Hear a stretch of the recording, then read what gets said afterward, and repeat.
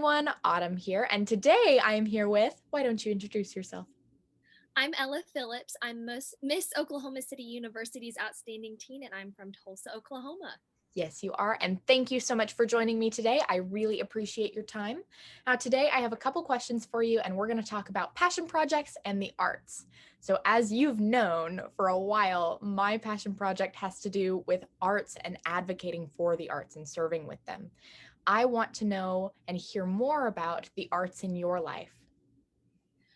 I've been doing the art since I was 12 years old. My first show was A Little Mermaid, and that's really where I fell in love with musical theater. And so I've been performing ever since. And this next year, I'm going to be attending a performing arts university to pursue it even further. I'm so excited. Does that mean you're in the musical theater program or will be? Yes, I'll be attending Marymount Manhattan next fall to pursue musical theater. Okay, moving on up in the world, not in Oklahoma anymore. So Goodness. I'll always be an Okie at heart, but we're changing it up a bit. No, that's awesome. I'm so happy for you. That's super exciting. Thank So, you. what made you want to pursue it as a career as opposed to keeping it as a hobby? I tried every sport imaginable. I tried riding, I tried soccer, I'm not a math person. Even though I tried to be, but I never found something that I really connected with. And when I hit the stage and I got to step into someone else's shoes for the first time, it felt right. If I was grounded, it felt peaceful. It was a piece of where I was at in that moment. I'm like, this is what I'm supposed to do. It just hit me. And so thankfully, or it was early on when I found out that I wanted to do it for forever. And so I'm thankful that I get to keep doing it. No, definitely. And I completely relate to that. Um, what made you want to do theater as opposed to film? Or would you consider doing both? I would love to do both. Honestly, I love how everything is in the moment when you're on the stage. Mess ups, good or bad, it's all live, which I love. And the audience's reaction and getting to play off of that, there's really nothing like it. Mm-mm. Film is a very different industry, but I'm not opposed to it at all. Very nice. Well, I hope you find success in that. I know you will. Um, Thank you. of course. Are there any other arts realms that you would want to explore or find yourself leaning towards as well? I don't know. I tried to do art when I was little. I really never, it wasn't something I was good at. I can draw a really good stick person, but that's as far as Yeah. Um, but really it's performing. Singing is my true passion. I love to sing. Acting comes second. I'm working on becoming a dancer. I'm definitely more of a mover, but I'd love to explore that a little further and hopefully become a let's see a triple threat maybe.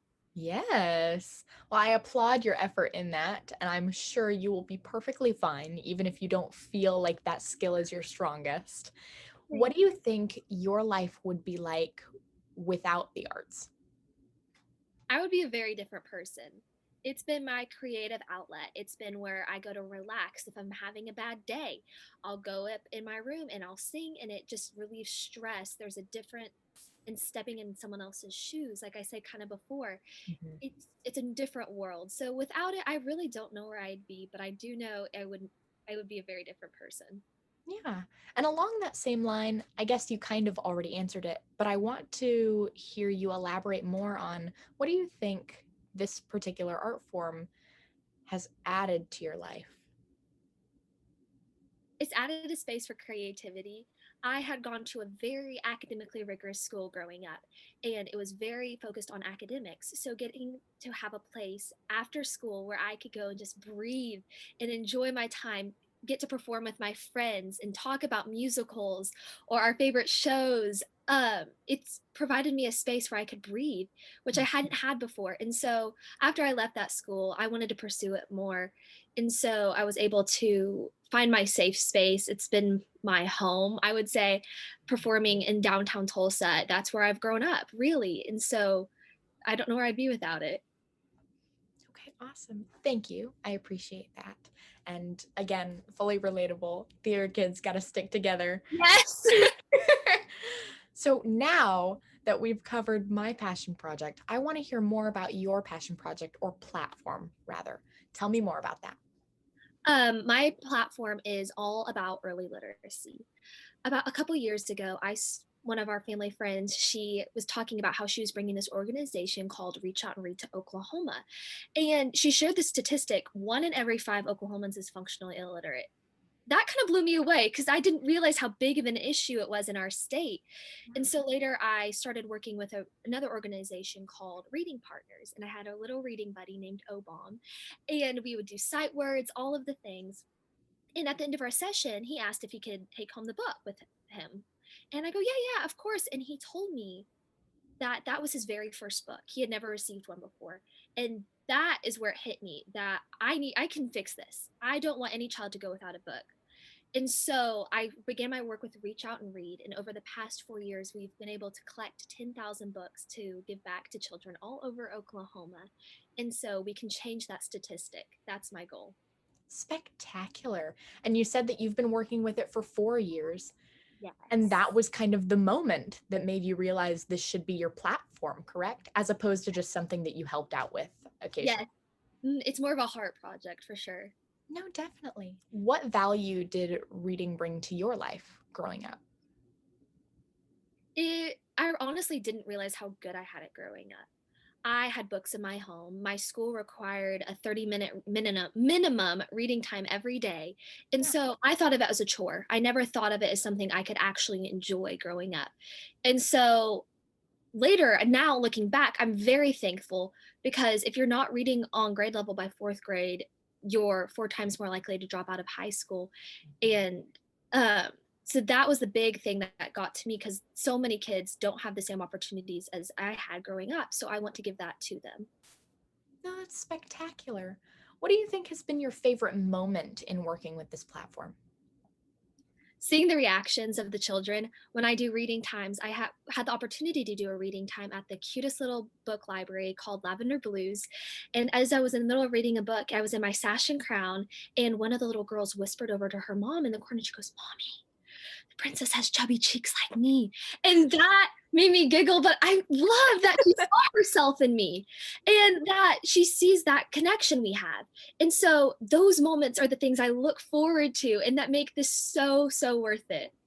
Yeah, no, that's fantastic. And it kind of goes to show how important representation is just overall in society as well. If they can see themselves in you, even just a piece, then they know that they can do what you do, if not even more. That's Absolutely. fantastic. I love that so much. And I love that you've had the opportunity to experience this with the kids. How do Mhm. you think you have been impacted since working with them? It's made me a better listener, getting to hear different opinions. I founded the organization Oklahoma Teens Unite for Literacy. It shows that teens can make a difference in their community while also advocating for early literacy and listening to others' opinions, getting feedback so we can make this better, make a better organization, find better ways to get books into the hands of children. So overall, just becoming I read a book and in it it said we can learn a little bit of something from every person we meet. And so every time I'm in a meeting or reading with children, I try to keep that in mind because you're always learning. Fantastic. I love that so much. Do you remember where you saw that quote? Let me think. It was in a book called I think The Key to Everything. That's beautiful. Now I'm gonna have to look it up. I I'll really do it. It's so enjoy, good. yeah, I really enjoy just children's books.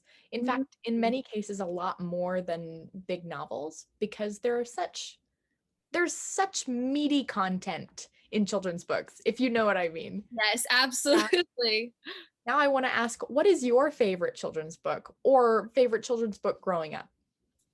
Oh, I loved Ella the Elephant books. Since my name was Ella, I was like, I have to read these books. It's about me. And it was about this elephant and she loved fashion. She worked in a hat shop.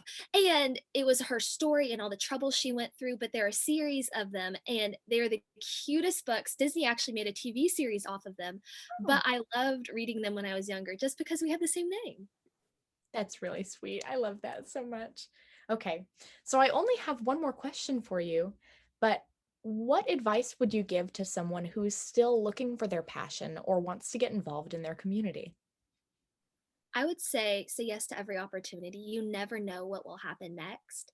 Um, just be always on the lookout. always something lurking. I never thought I would be a performer, honestly. I don't come from a family of performers, so when the opportunity presented itself, I took it and look who we are now. So say yes to every opportunity you get. Okay, well now I have another question. So just kidding. What did you think you would want to be before? I kind of mentioned this a little bit earlier, but I really didn't know. All my friends were super sporty spice and they all had their niche and like what they wanted to do. Lots of them were volleyball players. And so I was like, maybe I'm supposed to be a volleyball player. And so I tried to do it and I didn't like it. It wasn't for me. Or Yeah. I played tennis. I'm like, okay, I'm gonna be a really good tennis player. And I'm like, I could not get into it. And so as my friends found what they loved, I was struggling in finding my place. But one of my friends, they started taking voice lessons. So I said, well, maybe I'll take voice lessons. And I'm so glad I did because that's how I got connected into the theater world. Thank you so much for sharing your story, both literally and physically, technically. Yes. Yes. I appreciate your time so greatly, and we'll see you all next time. Sounds good. Bye.